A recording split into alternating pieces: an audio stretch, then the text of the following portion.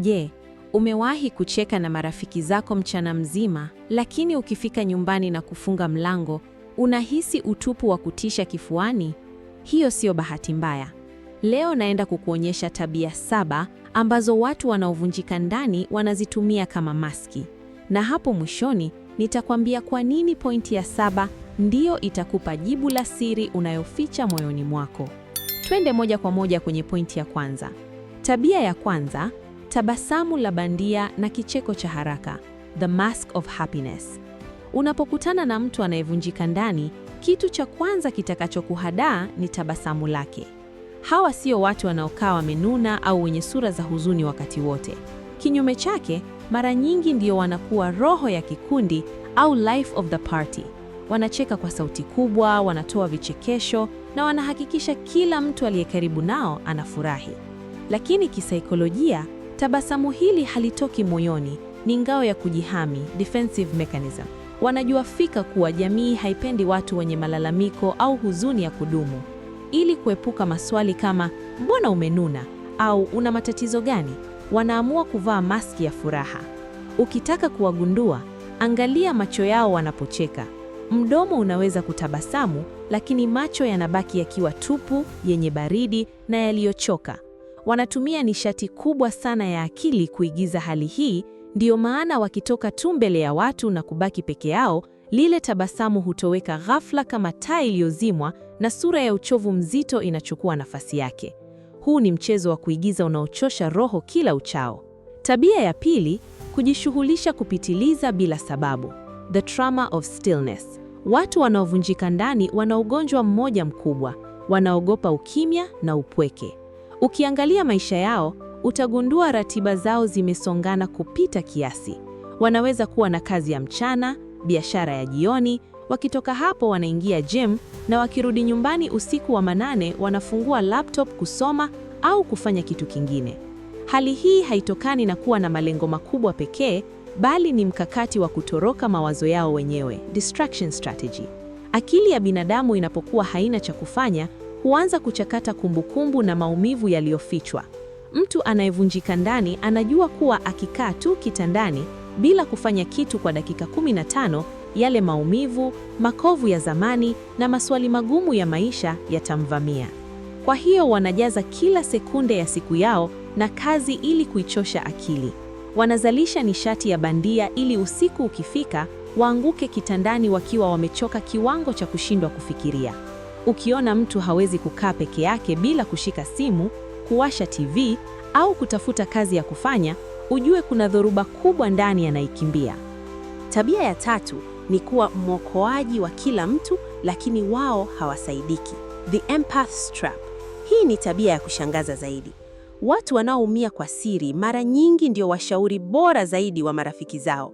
Ndio watu ambao ukiwa na shida ya kifedha, kihisia au kifamilia, watakuwa wa kwanza kufika kukusaidia. Watasikiliza matatizo yako kwa masaa 3, watakufariji na watakupa mikakati ya kusonga mbele. Lakini jaribu kugeuza kibao. Siku ukigundua kama wana changamoto na ukauliza, vipi kuhusu wewe? Unaendeleaje na yale matatizo yako? Jibu lao litakuwa fupi na haraka. Mimi niko sawa kabisa, usijali kuhusu mimi. Kwanza tuongelee wewe. Wanakataa kuonekana wadhaifu au kuwa mzigo kwa wengine. Wameaminishwa ama kupitia malezi au mazingira kuwa thamani yao inapatikana pale tu wanaposaidia wengine, lakini wao wenyewe hawana haki ya kusaidiwa. Hii inatengeneza upweke wa kipekee sana. Wanakuwa katikati ya watu wengi wanaowapenda, lakini wanahisi hakuna mtu anayewajua ama anayeweza kubeba mzigo wao. Tabia ya 4, kubadilika ghafla ya tabia za kula na kulala. The physical leakage. Kuna sheria moja ya kisaikolojia na kibiolojia. Mwili haujui kusema uongo. Hata kama akili yako itawalubuni watu wote duniani kwa uko sawa, mwili wako utavujisha ukweli kupitia mifumo ya kibiolojia. Hapa ndipo tunapoona mabadiliko makubwa ya ghafla ya kula au kulala. Upande wa kwanza ni wale wanaopatwa na tatizo la kukosa usingizi, insomnia.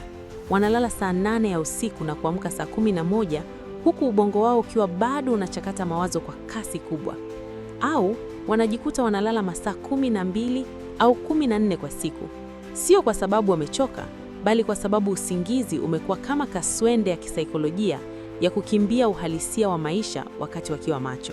Kwenye suala la chakula, wengine wanapoteza kabisa hamu ya kula na wanaanza kupungua mwili kwa kasi.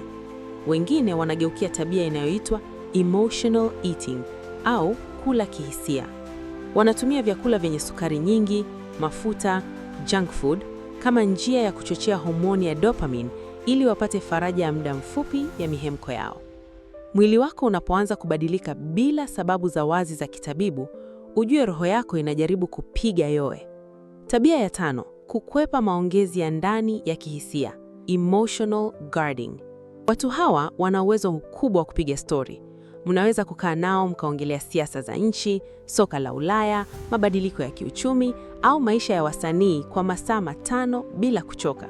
Wanajua maneno mengi na ni wachangamfu, lakini utagundua kitu kimoja: mada zote wanazoziongelea ziko nje ya maisha yao binafsi. Pale maongezi yanapoanza kuelekea kwenye hisia kama vile upendo, majeraha ya mahusiano, hofu za maisha ya baadaye au mahusiano yao na wazazi, wanakuwa watazamaji. Watasikiliza wengine, lakini wao hawatatoa ushuhuda wao. Wakihisi kuwa kona ya maongezi inawalazimisha kufunguka, watatumia mbinu mbili. Aidha, watatafuta kichekesho cha kuvunja ule msisitizo na kubadili mada, au watatafuta sababu ya kuondoka pale walipo, mfano kwenda msalaani au kupokea simu ya bandia.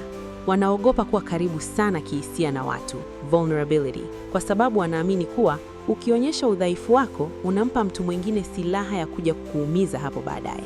Tabia ya 6, kukasirika ghafla na mambo madogo, the overflowing cup. Fikiria glasi iliyojaa maji hadi ukingoni. Ukiongeza tone moja tu la maji, nini kitatokea? Maji yatamwagika. Hivyo ndivyo walivyo watu wanaojifanya wako sawa, lakini ndani wanavunjika. Mioyo yao imejaa shinikizo kubwa la maumivu, huzuni na hofu ambazo hazijawahi kutolewa nje. Matokeo yake ni kwamba wanakuwa hawana uvumilivu wa ziada kihisia, zero emotional tolerance. Unaweza kuona mtu anafanya kazi vizuri kabisa, lakini ghafla glasi ikidondoka na kuvunjika, au mfanyakazi mwenzake akichelewa dakika 5, anaruka kwa hasira kali sana, anafoka au anaanza kulia kwa uchungu mkubwa. Watu wa nje wanaweza kudhani kuwa ana hasira za karibu au ana tabia mbaya, lakini ukweli wa kisaikolojia ni kuwa lile jambo dogo lilikuwa ni tone la mwisho lililofanya yale maji yaliyoficha ndani yamwagike. Hasira ile siyo ya pale alipomwaga maji, ni hasira dhidi ya maisha, dhidi ya watu waliomuumiza na dhidi ya mzigo mzito anaobeba peke yake kila siku bila msaada. Tabia ya 7, kupotea ghafla na kujitenga, the social ghosting. Hii ndiyo tabia hatari zaidi, na ndiyo ile niliyokuambia mwanzo kuwa inawazuia watu hawa kupona. Maisha ya kuigiza kuwa uko sawa yanahitaji nishati kubwa sana ya kibiolojia na kisaikolojia. Huwezi kuvaa maski ya kutabasamu masaa 24, siku 7, miezi 12 kwa mwaka. Kuna wakati nishati hiyo inaisha kabisa na betri ya kiakili inazima. Mtu anapofikia hatua hii, anafanya kitu kinachoitwa social ghosting. Anapotea ghafla kwenye rada, hata jibu meseji za WhatsApp kwa siku 3, hapokei simu, na ukigonga mlango kwake hafungui au anakuambia amelala. Hali hii inatokea kwa sababu anajua hana nguvu tena ya kuigaza furaha mbele yako na hataki uone sura yake halisi ya uharibifu. Anajifungia ndani ili kuchaji upya uwezo wake wa kuigaza. Baada ya siku chache, akijisikia na nishati kidogo, ataibuka tena na kusema, "Samahani jamani, nilikuwa busy sana na kazi wiki hii." Au, "Simu yangu ilikuwa na tatizo." Huu ni mzunguko wa hatari kwa sababu badala ya kutafuta tiba au mtu wa kumwambia ukweli, anajifungia peke yake na kuongeza ukuta mkubwa kati yake na watu wanaoweza kumsaidia. Kujifanya uko sawa wakati ndani unavunjika, sio ushujaa, ni kujichimbia kaburi la kisaikolojia. Kama umetambua moja ya tabia hizi ndani yako au kwa mtu wako wa karibu, tambua kuwa ni muda sasa wa kushusha chini silaha na kutafuta msaada wa kisaikolojia au mtu unayemwamini ili ufungue moyo wako. Kama video hii imekugusa au imekusaidia kumwelewa mtu, usiondoke hivi hivi. Gonga alama ya like, andika maoni yako hapo chini. Je, umewahi kupitia hali hii? Na share video hii kwa mtu yoyote unayehisi anahitaji kuisikia sauti hii leo. Mimi ni mshauri wako wa maisha na saikolojia. Asante kwa kuwa nami mwanzo mpaka mwisho wa video hii. Tukutane kwenye video ijayo. Ciao.